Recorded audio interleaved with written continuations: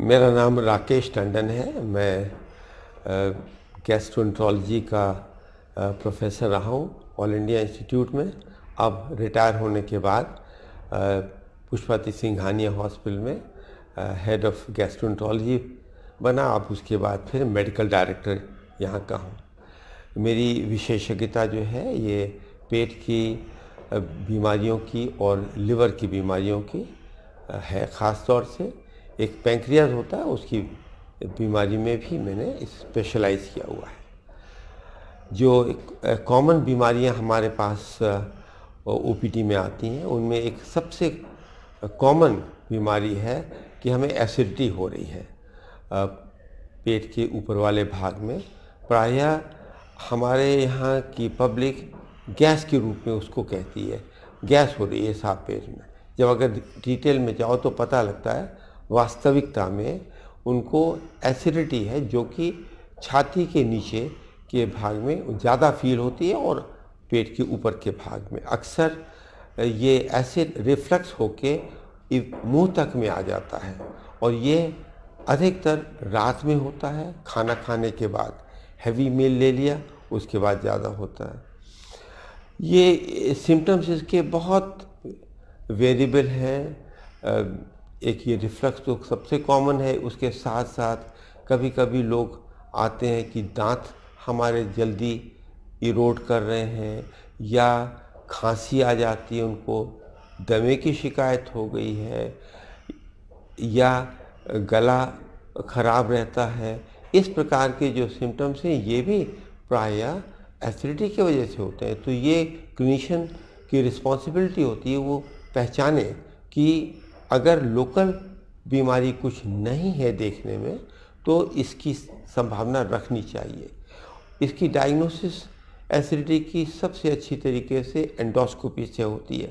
उससे हमें भोजन की नली, पेट और उसके बाद जो आंतों की शुरुआत का एरिया है वो भी अच्छी तरीके से दिख जाता है। अगर उसमें अल्सर है या कोई सूजन है तो डायग्नोस हो जाएगी। एसिडिटी में प्रायः भोजन की नली के नीचे वाले भाग में सूजन होती है, कभी कभी इरोजन भी हो सकता है। इरोजन के मतलब कटा हुआ भी हो सकता है।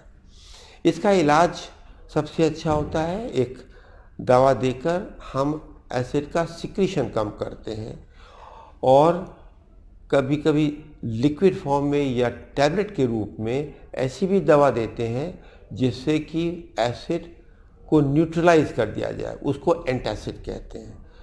जो एसिड के सिक्रीशन को कम करते हैं वो एंटासिड नहीं होते, उनका नाम दूसरा होता है। अच्छा, और खाने में विशेष ध्यान रखना पड़ता है। जो फैटी फूड हो या मिर्च मसाला ज़्यादा हो तो उस अवस्था में रिफ्लक्स अधिक होता है, तो ये अवॉइड करना चाहिए अगर आपको गैस हो रही है। दूसरी चीज़, एक और बड़ी इम्पॉर्टेंट चीज़ ये है कि खाना खाने के बाद आप तुरंत लेट मत जाइए। ये कम से कम गैप आप 2.5-3 घंटे का दीजिए। ये अप्लाई करता है ज़्यादा रात के खाने में। आपने खाना खाया 11 बजे और 5 बजे और 15 मिनट के बाद आप लेट गए, तो ये ज़रूर निश्चित आपको प्रिस्क्रिप्शन मिल गया रिफ्लक्स का। ये जो रिफ्लक्स है ये अधिकतर थोड़े मोटे लोगों में होता है, और इसीलिए जब विमेन प्रेग्नेंट होती हैं, प्रेगनेंसी के बाद अधिक होता है क्योंकि पेट पे दबाव पड़ता है। इससे एक कॉरोलरी ये निकलती है कि आपको क्यों ना हो ये बीमारी, आप ये ध्यान रखें कि भाई मोटापा ना हो ज़्यादा, और बहुत गरिष्ठ खाना, बहुत मिर्चों वाला खाना ना खाएं जिससे कि रिफ्लक्स ना हो। तो ये एक तरीका होता है। अगर रेगुलर एक्सरसाइज वगैरह आप करते रहेंगे तो और खाने में थोड़ा नियंत्रण रखेंगे कि हरी सब्जी, फल, सलाद ज़्यादा खाएं, मीठा और फैटी चीज़ें कम खाएं, तो मोटापा भी नहीं होगा और रिफ्लक्स भी कम होगा। यही चीज़ मैं संदेश आपको देना चाहता हूँ। पीएसआरआई हॉस्पिटल स्पेशलाइज करता है पेट की बीमारियों में। इस वजह से ये गैस की बीमारी, एसिडिटी की बीमारी और कोई भी पेट की बीमारी की हर सुविधा यहाँ पर है हमारे यहाँ। और जैसे मैंने अभी कहा था कि एसिडिटी की डायग्नोसिस सबसे अच्छी एंडोस्कोपी से होती है। वो हर प्रकार के एंडोस्कोप्स हमारे पास हैं। एक और विशेष इन्वेस्टिगेशन रिफ्लक्स को डायग्नोस करने के लिए होता है, वो है इसोफेजियल मोटिलिटी स्टडी कहलाते हैं उसको, एसोफेजियल मैनोमेट्री एक्चुअली कहते हैं साइंटिफिक टर्म्स में। वो भी है हमारे पास है। उससे ये पता लग जाता है कि भोजन की नली की गति किस प्रकार से चल रही है और क्या वहाँ उसमें कोई बाधा पड़ रही है या उल्टी क्रिया होने लगी है जिससे रिफ्लक्स हो रहा हो। एक और टेस्ट होता है, उसको कहते हैं पीएच मैनोमेट्री। उसमें क्या होता है, पीएच मैनोमेट्री एंड मेजरमेंट। उसमें ये पता लगता है कि तेजाब अगर लौट कर फूड पाइप में आ रहा है तो वो भी पता लग जाता है।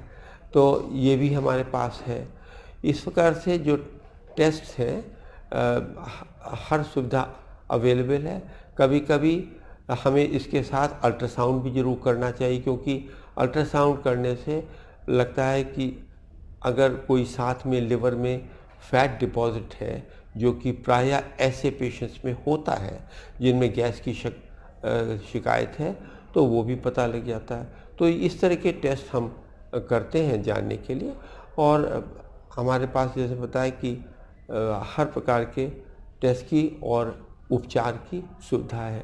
अधिकतर रिफ्लक्स के मरीज़ दवाओं से ही कंट्रोल में आ जाते हैं और लाइफस्टाइल चेंजेस में, जैसे मैंने आपको बताया कि खाना खाने के बाद कम से कम 2 घंटे 2.5 घंटे का गैप छोड़ना चाहिए इसके पहले कि वो लेटें, सोएं।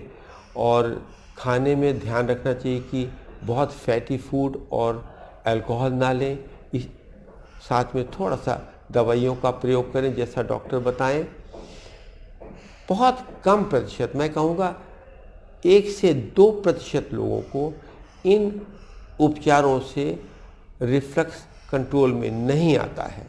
और रिफ्लक्स बराबर होने से फूड पाइप के नीचे के भाग में अल्सर बन जाता है और वो तंग करता रहता है, तब उस अवस्था में ऑपरेशन करना पड़ता है। ये बहुत ही कम लोगों में है। अगर आवश्यकता पड़ती है तो वो ऑपरेशन की भी सुविधा हर प्रकार की अवेलेबल है हमारे यहाँ, वो कर सकते हैं। धन्यवाद।